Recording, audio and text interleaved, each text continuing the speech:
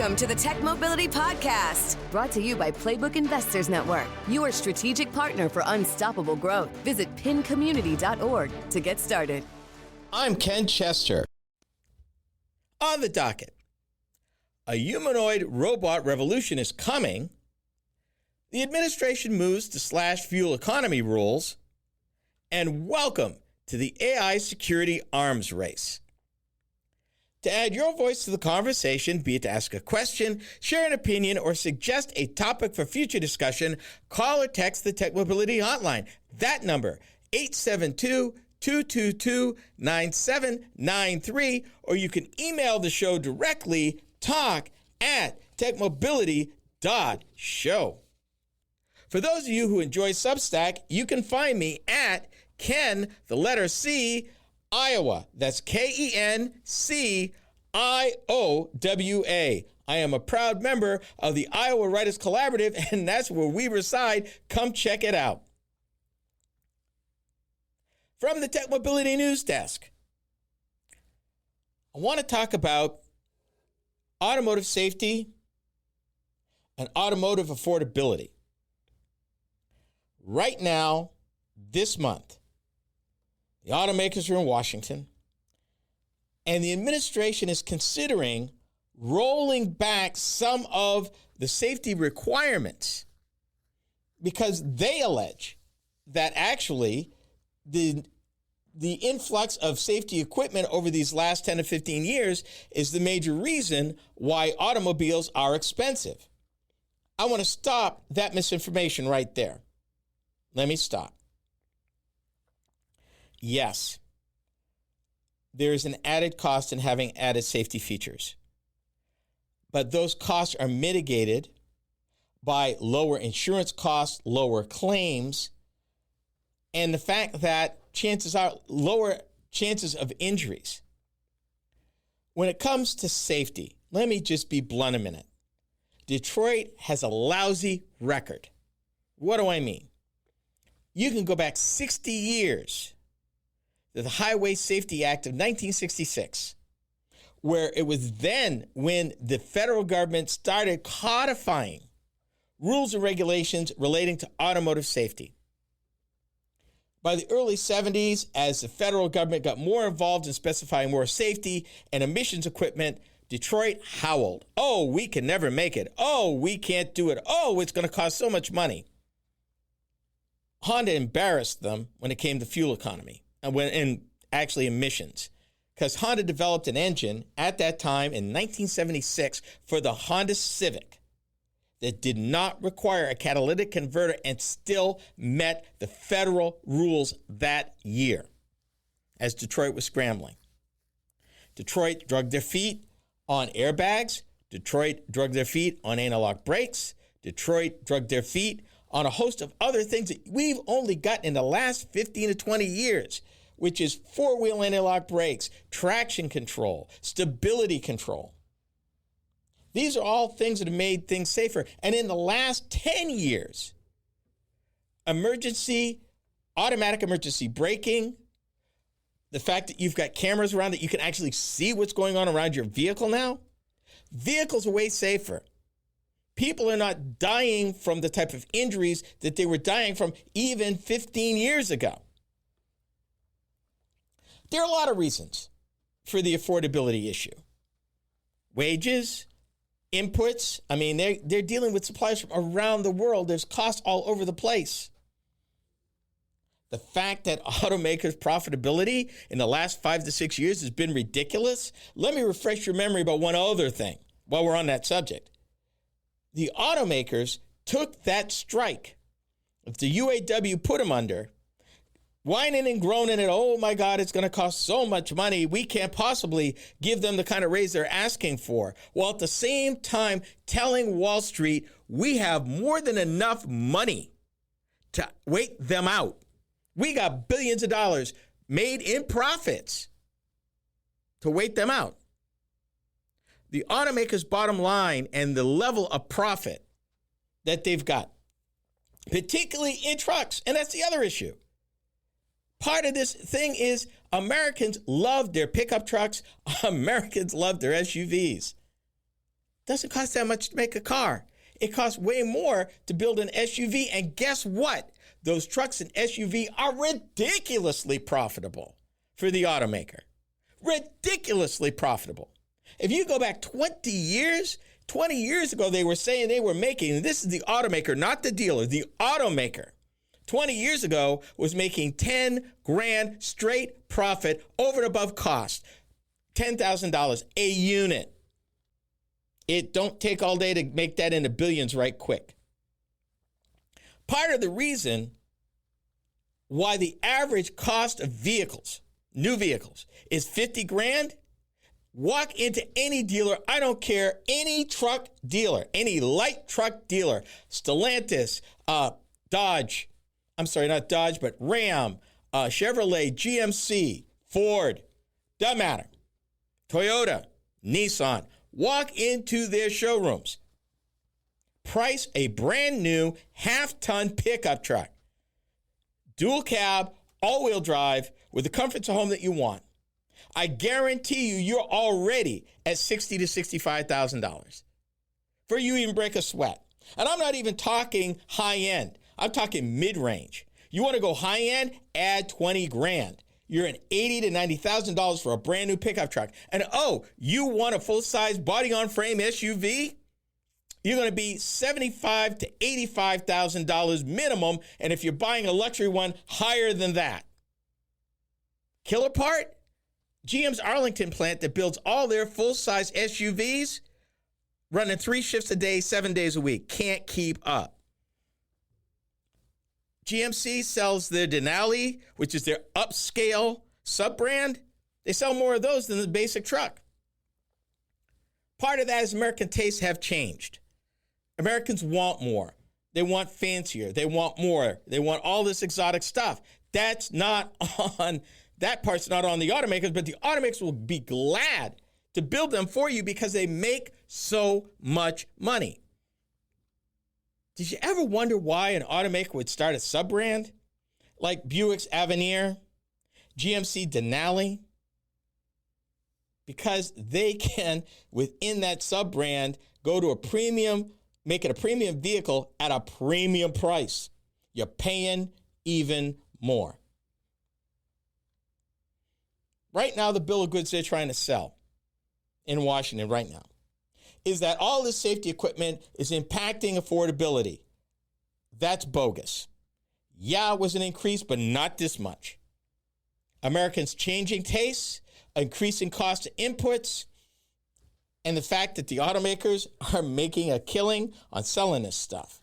They are. You don't believe me? Check your TV ads.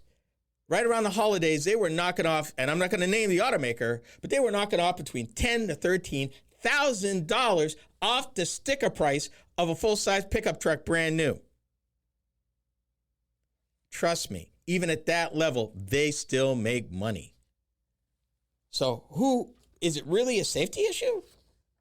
Is it really a safety issue? Automotive News, which is a trade publication for the automotive industry, their opinion page: do not sacrifice safety on the false altar of affordability. This is not some Greenpeace or some safety advocate document. This is the automotive industry's main publication for the industry. Here's what they said. While safety technologies certainly contribute to rising collision repair costs and auto insurance premiums by extension, they also offset those costs in aggregate by preventing collisions and mitigating more serious crashes. And then they get into a whole bunch of stuff that I just talked to you about in terms of pricing, markup, consumer demand, all of that stuff. Do not get fooled. It is not the safety equipment in today's vehicles that are making them so expensive. As usual in life, it's a little more complicated than that. But one thing's for sure, consumers, what they want, and automakers, what their profit is, are two major reasons why the average cost is 50 grand. Vehicles I've looked at, you can buy a passenger car for 30. A showdown is coming between mankind and humanoid robots. Is it hype or more like the movie I, Robot? You are listening to the Tech Mobility Show.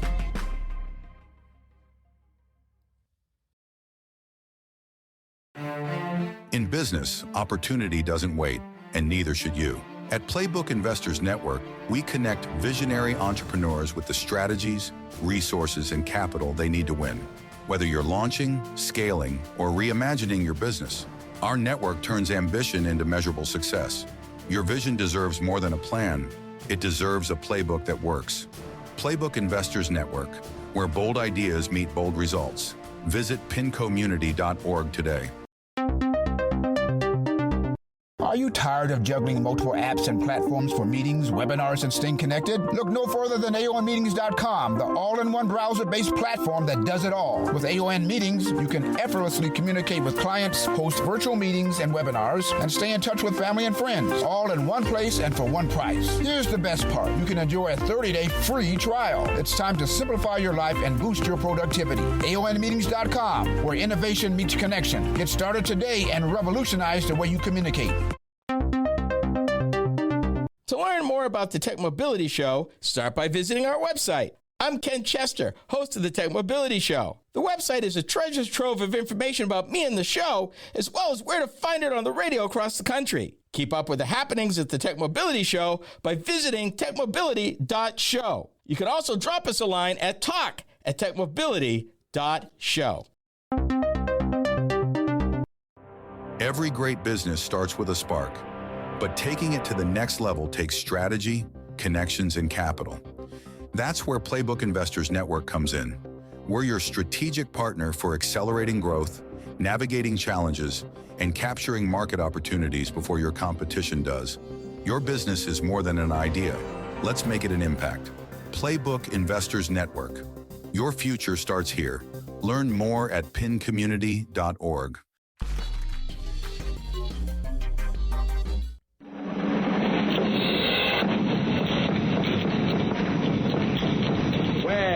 First step is that button and an easy way to start. Next step, the button D, another simple part. Then slide away automatically. Almost imperceptibly, you just lean back and turn that wheel and the button drives out of the vehicle. For reverse, touch the button R. Which button part? Best by far. Button 1. That's for power and low. Button 2 takes you downhill. Oh.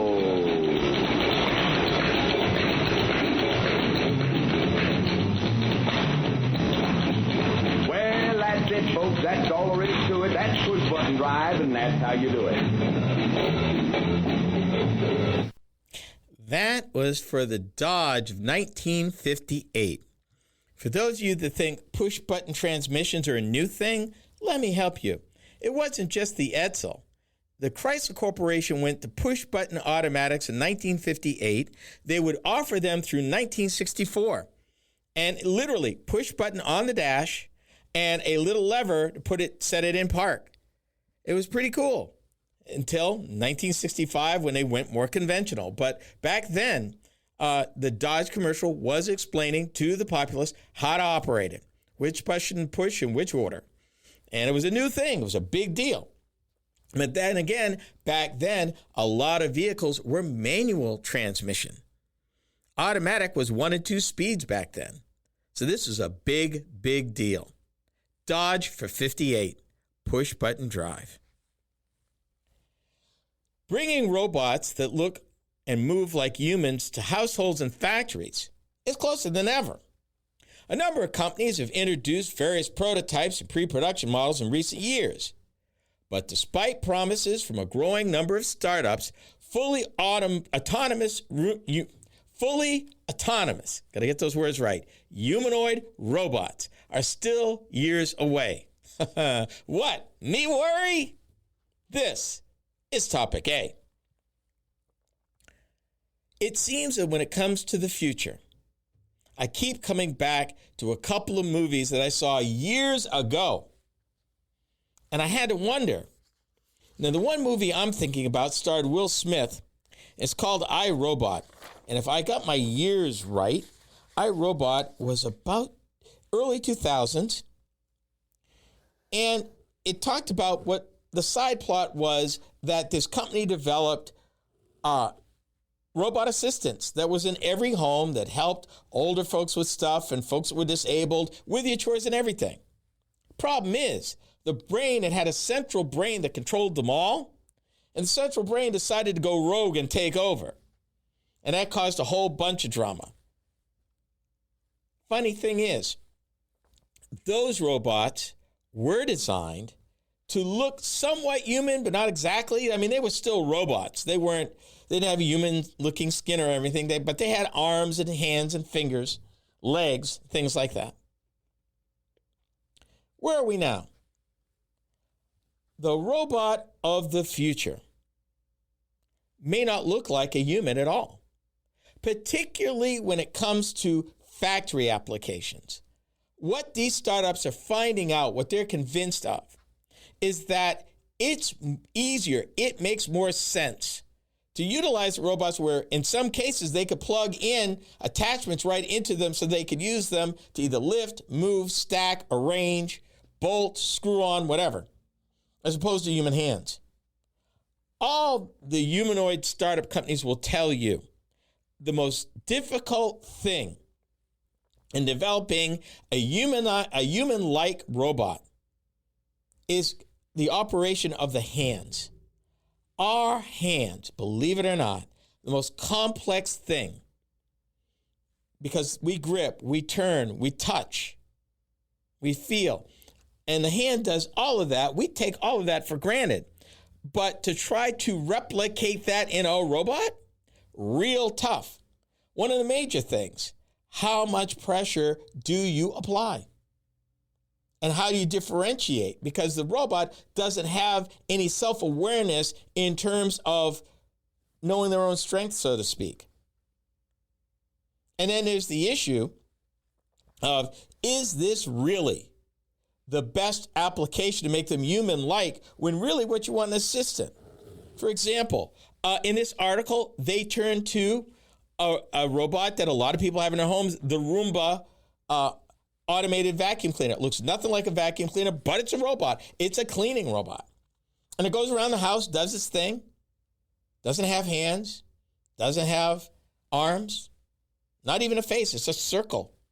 It's a round little circle with sweeper, and it does its thing. Goes back, recharges, learns your house, and vacuums accordingly. They really believe that the future looks more like that, with purpose, particularly again in factories, purpose-built robots. Now, there is a place, and it is a big, big opportunity. In this article, they say that robots that mimic humans are set to create a $5 trillion with a T dollar market. But they're not seeing that happen soon. While some companies are aiming to ramp up their efforts over the next several years, fewer than 1 million humanoid robots are expected to be sold in the United States by the end of the decade. 1 million is still a lot, though. According to Morgan Stanley's predictions, they estimate that it will take until 2036 for more than 1 million to be sold in a single year. And that 5 trillion number, they don't expect the industry to hit that until 2050. 2050 is 24 years away. It's not that far away. A second major issue for robots that the robot companies are working on, and is actually holding some of them back, is ensuring reliability. If you're going to entrust a robot to a factory process, to home care, you want them things literally beyond bulletproof, fail-safe. Don't fail and don't harm. That's what they want. The irony that the developers will tell you is that optimizing a robot to look like a human often results in the robot performing poorly at specialized tasks. Think about that. Isn't that something? I would have never thought of that. As I mentioned earlier, certain types of industrial robots don't need to mimic the human form to be effective. It's often more efficient to design a factory around the capabilities of specialized machines rather than retrofitting humanoids into human spaces. Others argue that it makes sense to design robots that can, eventually, integrate into new environments designed for humans by humans. The promise of replicating a future previously only really witnessed in science fiction has also helped fuel investment in more than a dozen startups working on humanoid robots. So the reasonable question to ask right here is, how does AI figure into this? Because it does. Right now, AI is not self-aware, not yet. Part of that challenge is going to be getting these things compatible to work in these various different environments. Human, not human, home, factory, they're different. The administration has moved to slash fuel economy rules with automaker support. Is that a good idea? This is the Tech Mobility Show.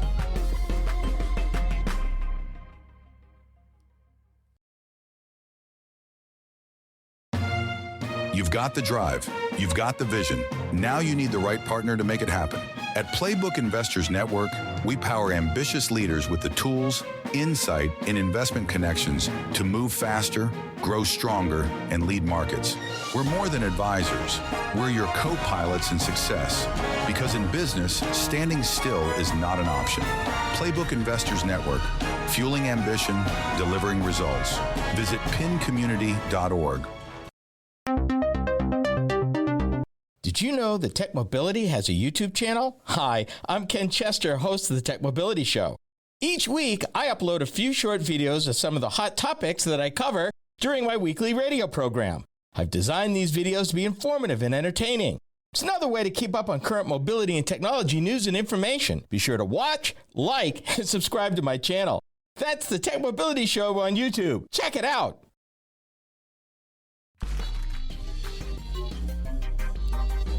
Last month, the administration rolled back the corporate average fuel economy requirements, better known as CAFE, for the 2031 model year. Now pegged at 34.5 miles per gallon, it is a marked reduction from what had previously been in place. But is it a good idea, though? This is topic B. I'm going to tell you right now, the little bit of hair I got left is on fire. I'm going to tell you why. Let me start right here. Right now, 14 years ago, 90% of the automakers that sell vehicles in the United States of America made a deal voluntarily with the administration that they would meet, by 2028, they would meet corporate average fuel economy standards of 54.5 miles to the gallon. They had agreed. Now they are cheering this rollback. And they're talking about, to give Americans what they want, to save them money. Yeah, let me help you with something. I'm going to give you a quote from an automaker in this story, and then I'm going to tell you what the real deal is. This is Stellantis CEO, Antonio Filosa, speaking at a Goldman Sachs conference a day after the White House announcement of rolling this back. He said, and I quote, "The opportunities to boost production of V8-powered vehicles are just huge." Filosa said Stellantis would likely expand output of its large engines, saying they could be added to the vehicles across multiple brands. Why is he so excited? I'll tell you why. Because right now, the V6 dual-turbo Hurricanes that these V8s will replace, bring back the Hemis, the V6s, follow me, the V6s turn out, both of them, both configurations, more horsepower than the Hemi does. But guess what? You want a Hemi in your Ram, you're going to pay Stellantis $1,200 more for the privilege. No wonder Stellantis is happy. They're going to make money because people are going to have a Hemi, which is fine. That's your right as an American. But let's not get it twisted. This ain't got nothing to do with helping Americans lower the cost of vehicles. It's going to make our air worse. It's going to put our domestic automakers behind the eight ball. Because here's a news flash. At 340 million people, we're barely 5% of the world's population. Okay? There are hundreds of countries these very same automakers do business in around the planet. And guess what? They're not looking to increase their internal combustion engine offerings. If anything, they're doubling down on electrics and hybrids.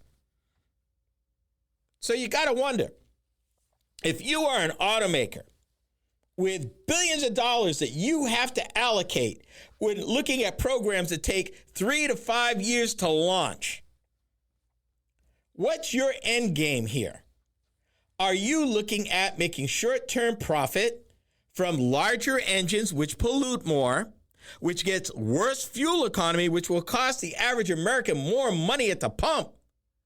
And also, by the way, when you do that, you're also helping the oil companies, because now, going back to your internal combustion engine vehicle, you're going to buy more gasoline.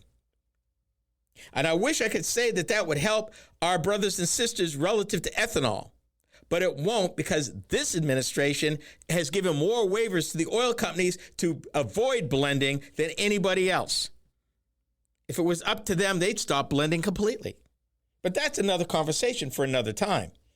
But I will remind you of this statistic, courtesy of the Iowa Corn Growers Association. In our state, 62% of the corn we grow goes into ethanol. 62%. 6 out of every 10 acres planted in corn in the Hawkeye State is made into ethanol. Let that settle. This is a short-term money grab by the automakers, because they can go back under the guise of, well, we're giving Americans more choice. Are you really? Or are you just taking some short-term profit because you realize that across the rest of the world's not thinking that way? And if you're going to do business around the world still, you've got to be spending money on hybrids. You're going to be spending money on EVs, whether you like it or not, even if the United States doesn't. And oh yeah, this one's for my old friend Jim Farley at the Ford Motor Company.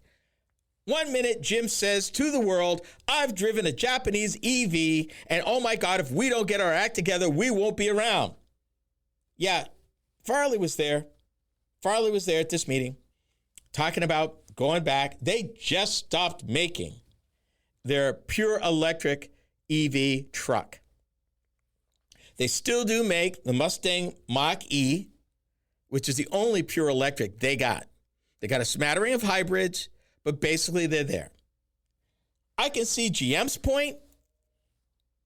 GM, while yes, they've canceled and shuffled some stuff, but bear this in mind. The General Motors still makes 3 different EV pickup trucks. General Motors still makes an EV SUV. I want you to hear that. And they're doing hybrids. GM is big enough to spread their bets. And GM has said, Mary Barra has said, we're still committed to EVs. They're not closing Plant Zero.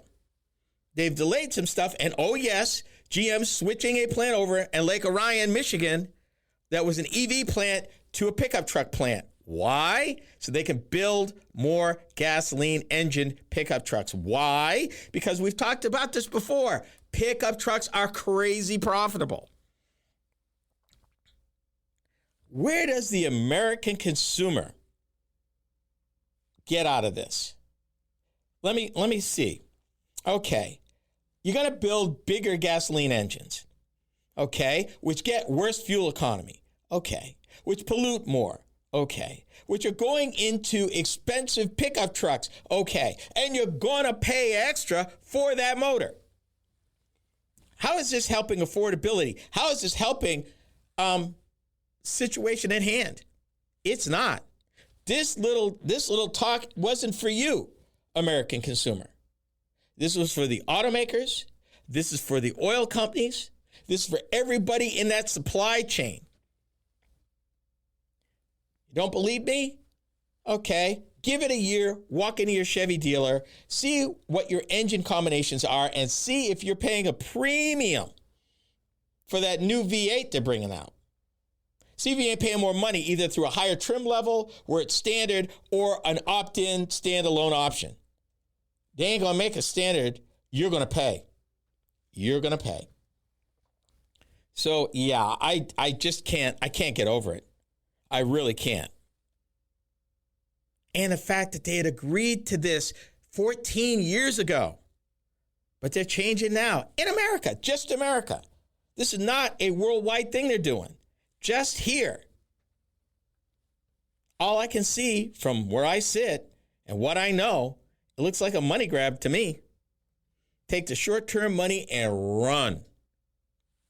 What else is there? It's certainly not going to make them less expensive. That's for sure. And I think we're all going to be a little worse off as a result of it. I just don't see any other way. I'm not happy about this. Make no mistake, it's a war, and the tool used on both sides is AI. Why you have a stake on the outcome? We are the Tech Mobility Show.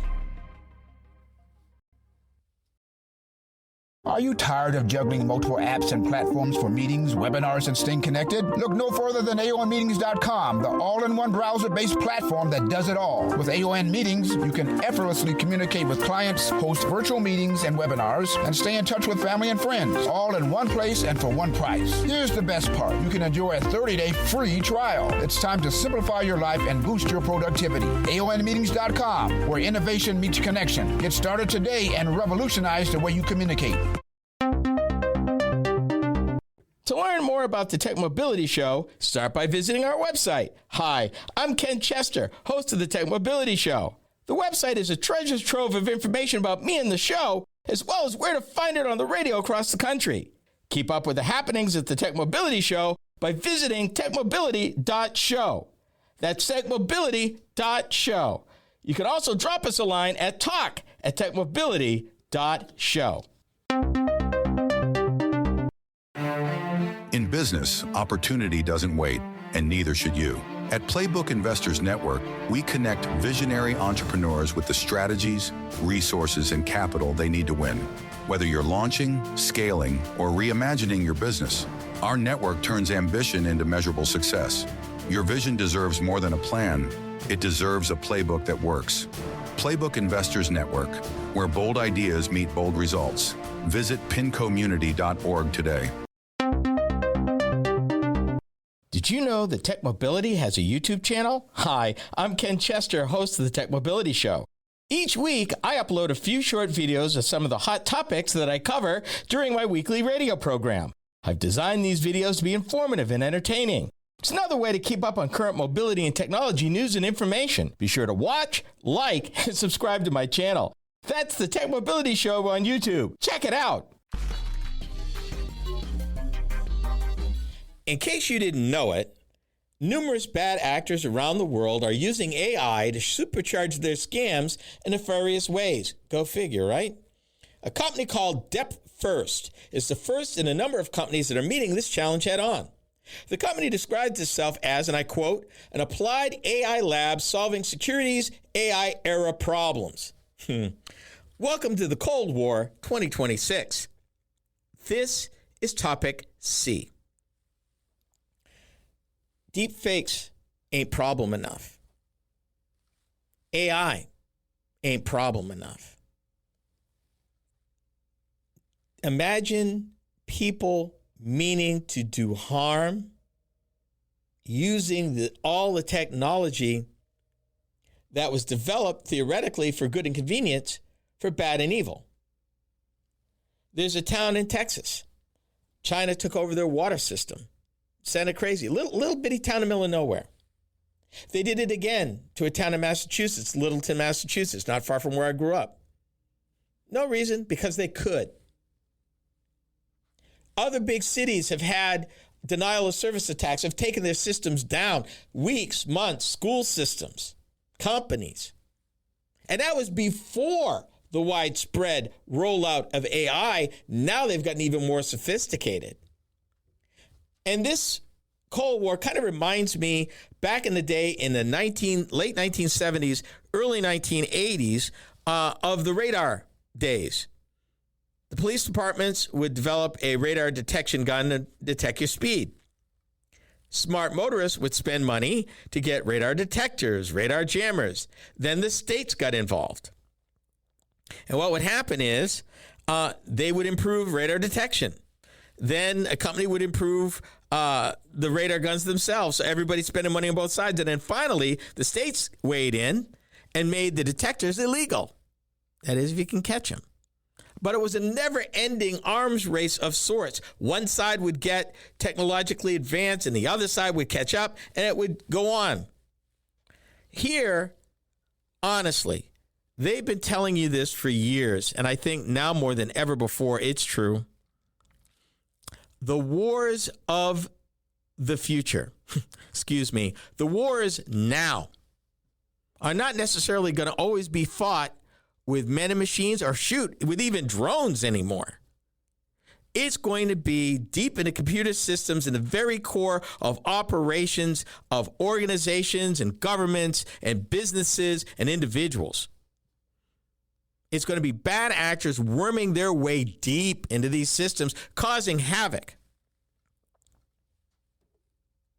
That's why you need companies like Depth First. They have a deep bench of, and I won't read everybody's qualifications, but it's a deep bench in this area, which is why they recently raised $40 million in what they call a Series A funding round. And this is what they had to say. Cyber criminals are increasingly using AI in their attacks. And of course, at the same time, cyber defenders are also turning to the technology to fight back.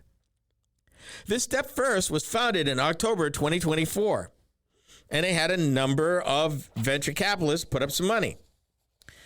Depth First offers a platform they call General Security Intelligence, which is an AI-native suite that helps companies scan and analyze their code bases and workflows for signs of trouble.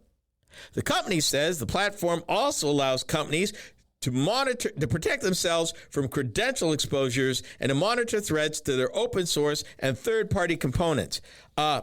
Credential exposures. You've had them where you've got, two-mode verification. You've got captives, verifications that you're not a robot. All these little things. The problem is AI can dance circles around them.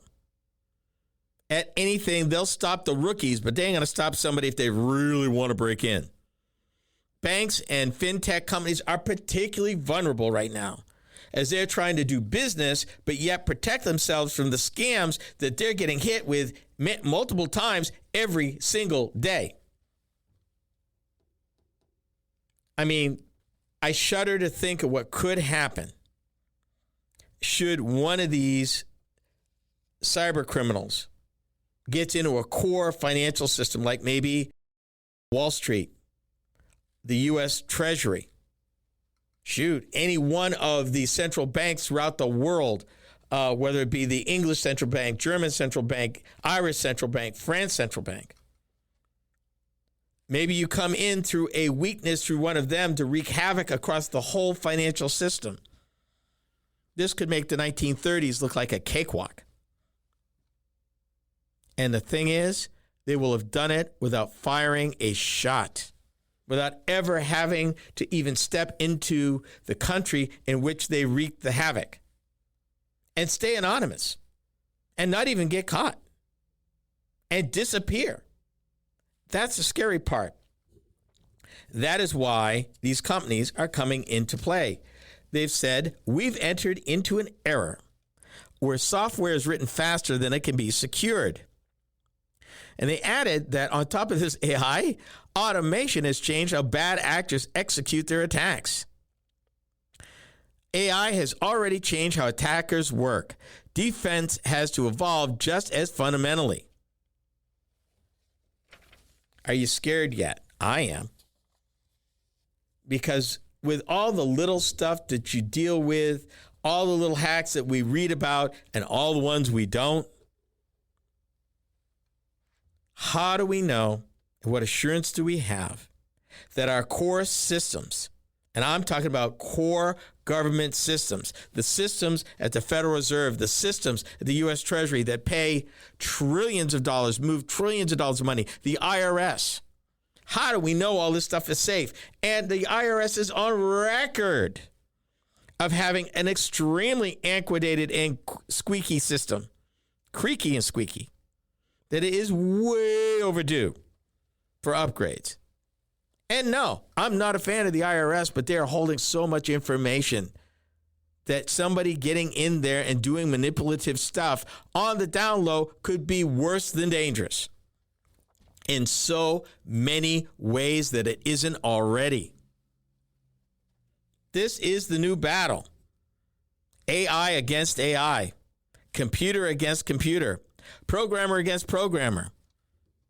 And there's going to be one-upmanship. God only knows. Let's just hope that the good guys win. Let's just hope the good guys' game is better than the bad guys and can do whatever they need to do to keep us safe. Because honestly, this is where we're going to need to be. All of us. To be aware, to be careful, and hope the heck that is enough. And the way this is going, it may not be. We need to be aware, ever vigilant, every single kind of way you can be. Because it doesn't take much, and they're counting on you to be careless.